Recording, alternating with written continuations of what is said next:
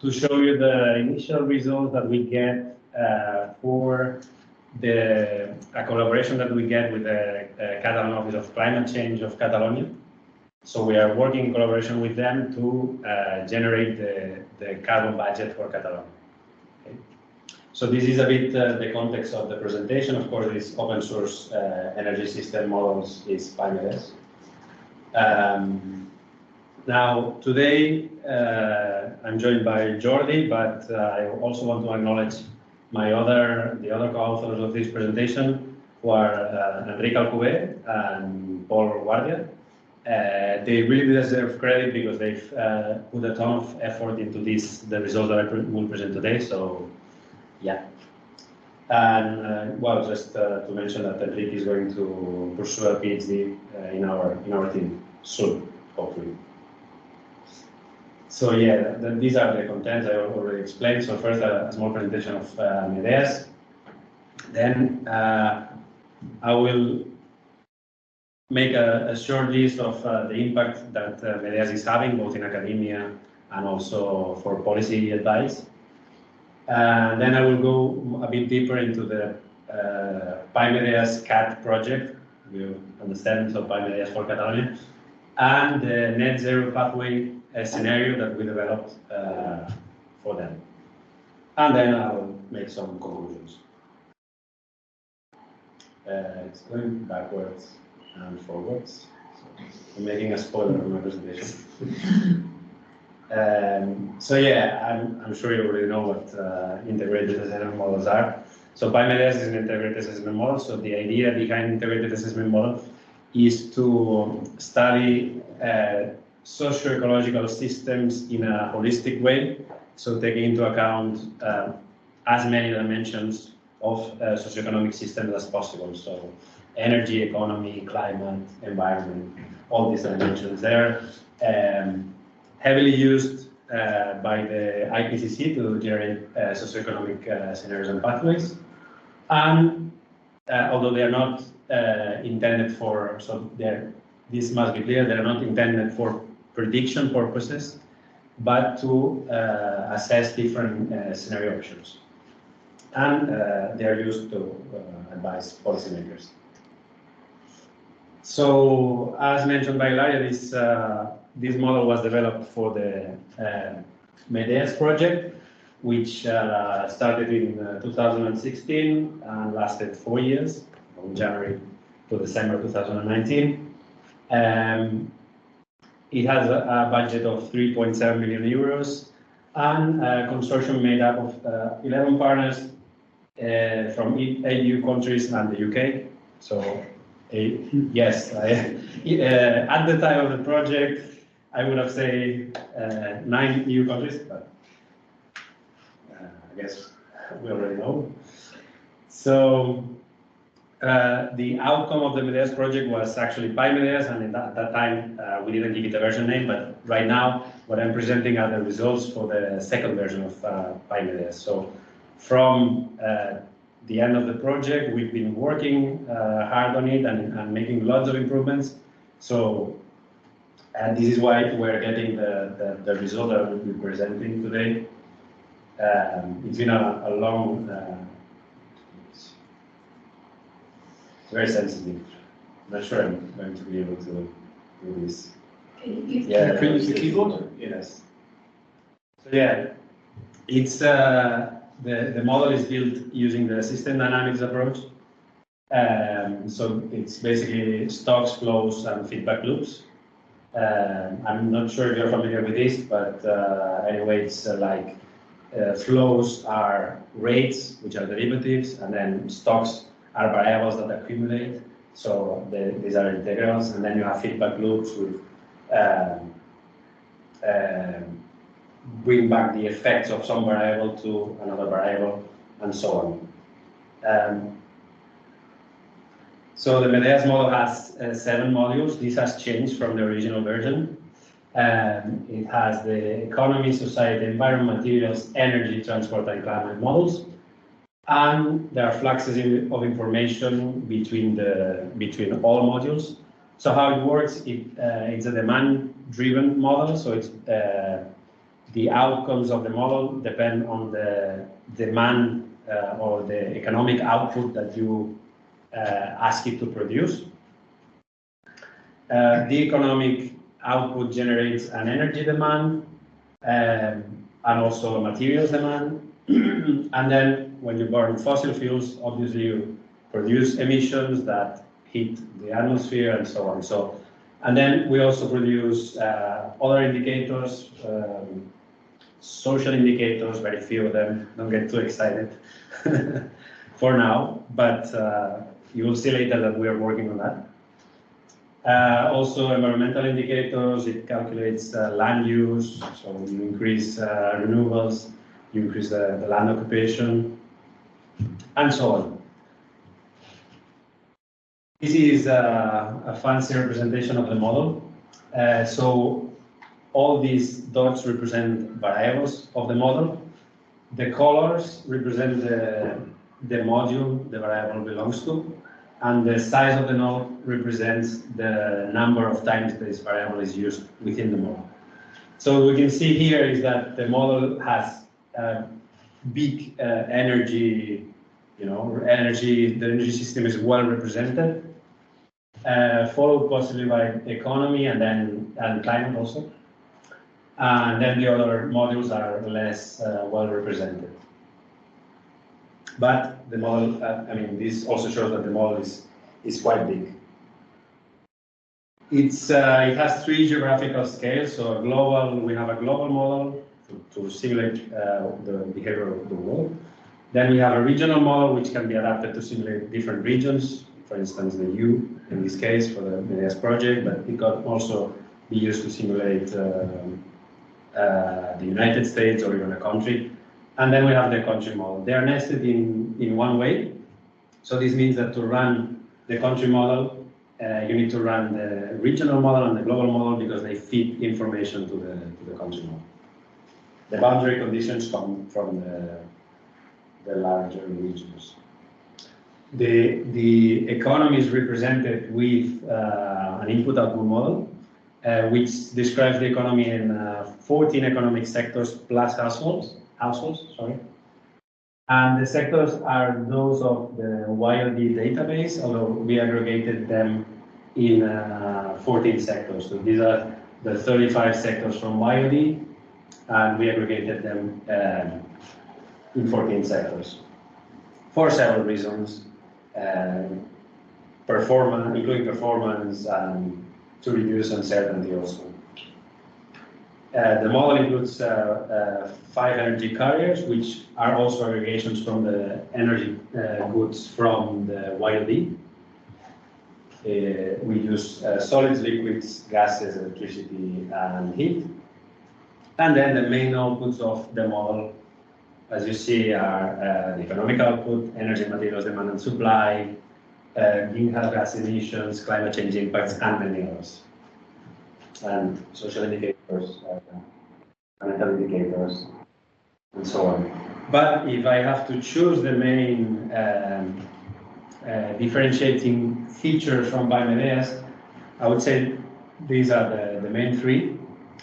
So the approach is an hybrid approach between bottom-up and top-down. So the economy is represented top-down, whereas the energy is very disaggregated and is very relatively complex for an integrated assessment model. So it's model bottom-up. As I mentioned before, it's demand-driven, but it also takes into account biophysical limits. So peak oil and all these things. So the energy demand is not necessarily met by supply, by the energy supply, which is quite innovative for these kind of models. And then, most importantly for us, is the fact that it's open source.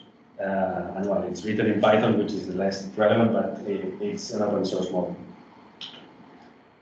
Now, a bit about the impact, as I mentioned. So the model was developed, of course, in the MEDEAS project, so it was heavily used then. Then it's currently being used in the locomotion project, although the initial plans for the locomotion project, which was sort of a continuation of MEDEAS, was to actually improve the model, increase more, add more complexity, and so on. But in the end,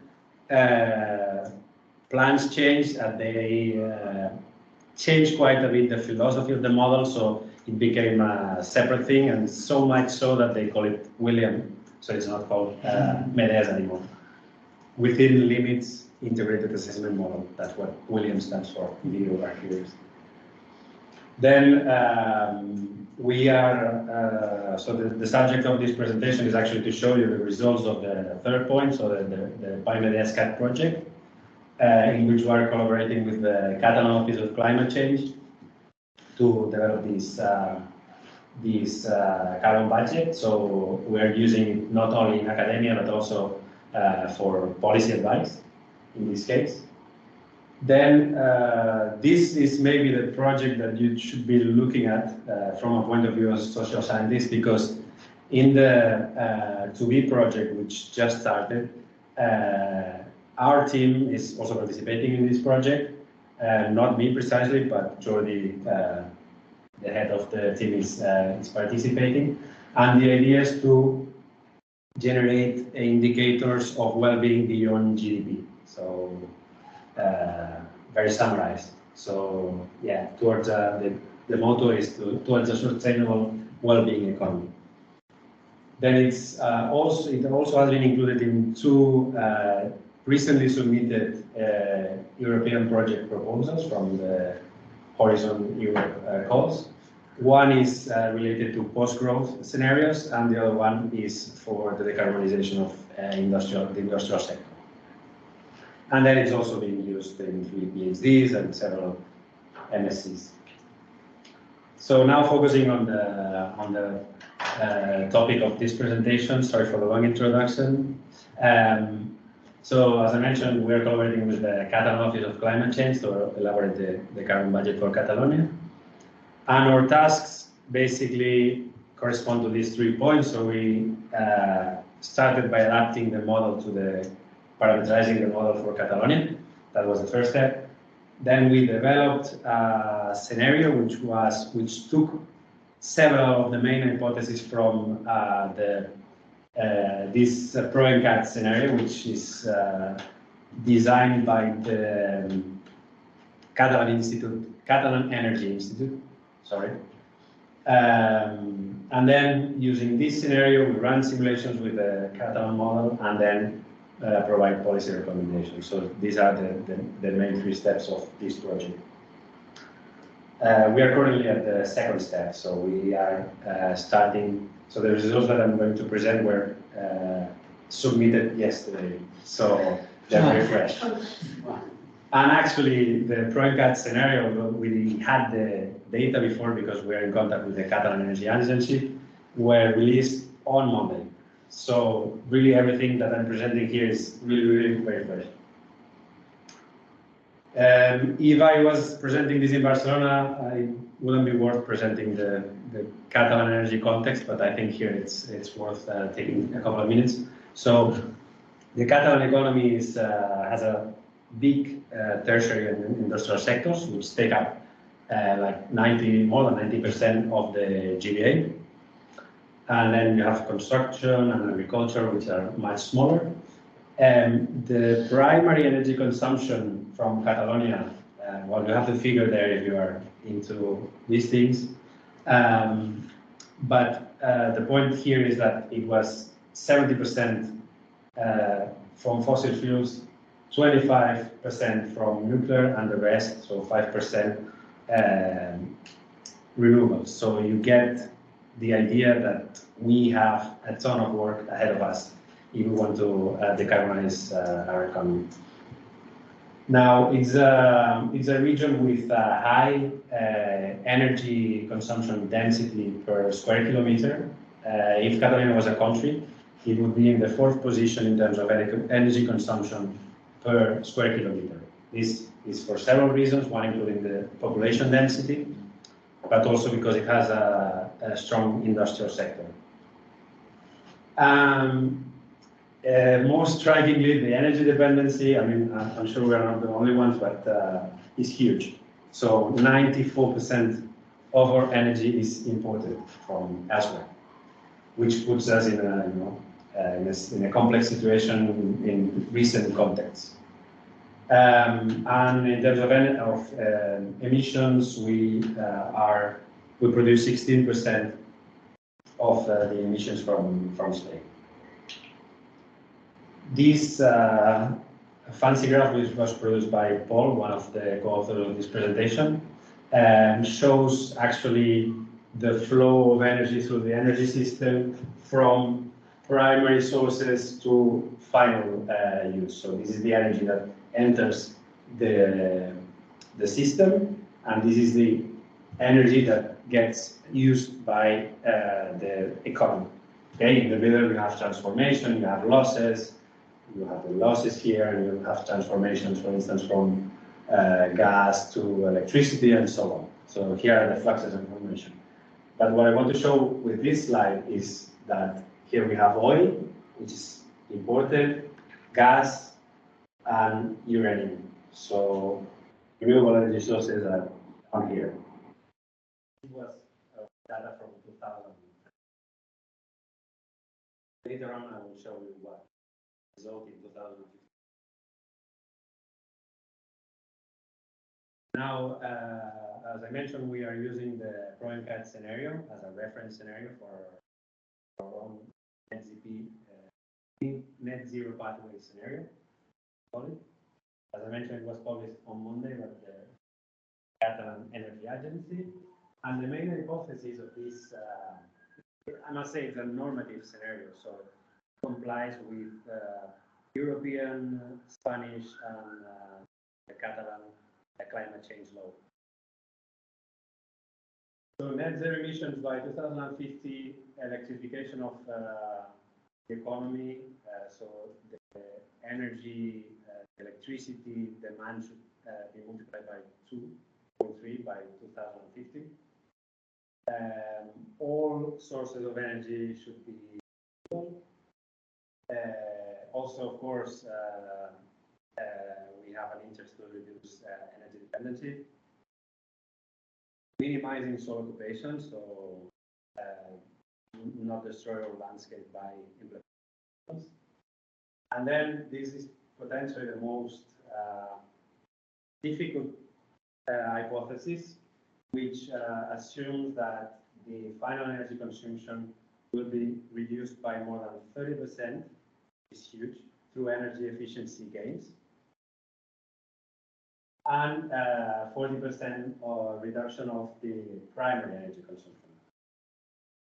How to do that is another question, but that's the main hypothesis of the Catalan Energy Institute.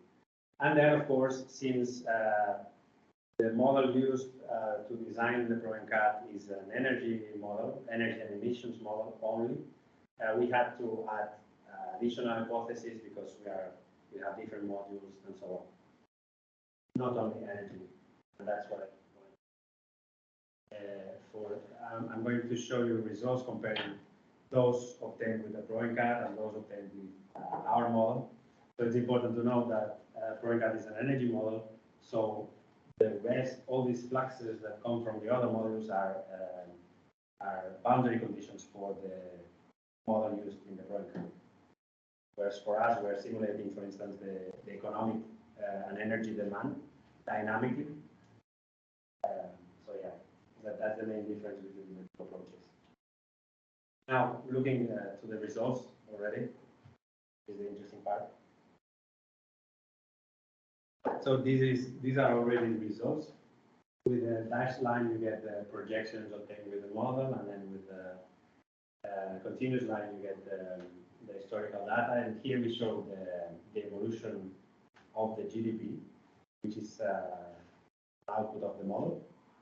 And I forgot to mention that, and this is important, that the ProMCAT model or scenario actually assumes an economic growth of 1.5% per year.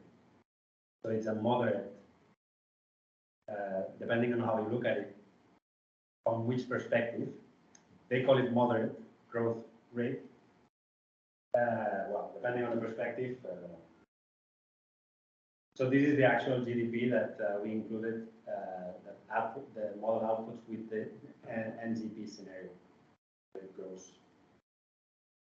This is the primary energy consumption of the different energy sources included in the model. So what I want to show here, I'll give you more detail in the lines, but you have the legend up there. So ProNCAT is the blue line, then NZP is our scenario, and then this line, the dashed green line is the relative difference. But let's focus on these blue and black lines. What I want to show with this line is that the energy consumption with the net zero pathway decreased dramatically for liquids, which includes oil, gases, natural gas, solids as well, although here we have a small difference, which it's due to the different approaches that you use. So in the ProNCAT scenario, they consider an important growth in the use of biomass. And then this decline that you have here is because they start recycling waste. So waste is also used to produce energy, but from a certain time, the circular economy, they stop using, they recycle the waste and they don't use it to produce energy. So everything is going down, but electricity is going up. So the primary energy consumption of electricity increases almost exponentially. Even though that we close all nuclear power plants. We have 3 power plants, but the plan is to start closing them in 5 years time, from 2029 and until 2035, they should be all closed. So you see that we get relatively good results, and this is surprising. It could be surprising taking into account that we're matching the results of an energy-specific model. Integrated assessment model in theory is much broader approach. So these are indicators of the completion of the energy transition. So the share of renewable energy in the total primary energy supply is 100%. So it means that all the energy that is consumed comes from renewable energy sources. Then here we have the share of the electricity in the total supply, and which is roughly 50%. The rest is biogas, biofuels, biomass, and others. And then all the electricity produced is 100% renewable as well. So this means that the energy transition is completed by 2050, which is actually the objective of this scenario. This is primary energy consumption. So this is energy in the vertical axis, and this is these are the different sources of different energy sources. You have this is actually coal. Is the energy coal used currently, or in 2010 actually. This is oil, and this is gas, and this is nuclear. And here you have the renewables. So we are here. Renewables are very small, and then, as you can tell, they grow, and this is actually what you have here. So here in this plot, I removed all the fossil fuels, and so you see the exponential growth of the primary energy consumption of these renewable sources. So this is again the plot that I showed you before, the Sankey diagram for the energy system in 2009, and you see now that the weight of renewables is much bigger as compared to 2009. This is for 2050. Okay? And also note that all the primary energy sources are from renewable energy. These are the CO2 emissions per sector, and as you can see, they all go down. These are all the sectors that are included in this, and they all go down to reach almost, I say almost because it's not exactly 0. And here you have actually the values for this plot, but what we can actually see is that the emissions go to, this is for all sectors, And what we can actually see is that in the end we have 0.42 megatons per year. And here you have the percentage rate for the different decades from 2009 to 2030. The household reduced 60% their emissions, and in the end, in 2050, the reduction is more than 90% for all economic sectors. And here's the final plot, I think. These are the annual emissions obtained with the ProENCAT model for 2017, 30, and 40. And the black one is the other emissions projected with our model. And we can see that we match pretty well the results from the Catalan Energy Institute. And this plot also shows the cumulated CO2 emissions, and what you can see is that we reach a plateau by 2050, which means we are in a good situation by decarbonization. Final remarks. So, under moderate economic growth assumptions, the decarbonization is theoretically possible, but it requires massive energy efficiency gains,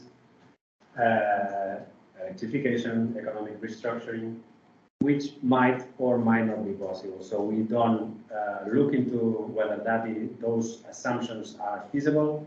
This was the job of the Catalan Energy Institute, so we don't go into that. But since we have this model, we can also explore what may happen after 2050, where we have filled our land with solar panels and wind turbines, and also, energy efficiency gains are not limitless. So at some point, you cannot continue improving the energy efficiency. So this brings us to the possibility to start looking into post-growth or similar scenarios, so stationary economy and things like those. So that's something that we are suggesting to the Catalan Office of Climate Change to explore these alternative ways. And that's it. So I just wanted to point out that the recent 2 papers, so we're not only doing integrated assessment models, we are also developers of this Python library, which we use to build our model. We're the main developers. So here's myself. This is a former colleague who is now working in climate models, but he did an excellent job with this library. And then there's Jordi Solè. And this paper, which is also very fresh, it was published, when was it? Monday or Tuesday? Monday. So it was for a special issue led by Ilaria. And here we examine the potential of marine renewable energies and how they can contribute to the future energy mix. I'm not going to give you more details because probably Jordi will explain these results in the next time we come to, which will be in June. Okay, so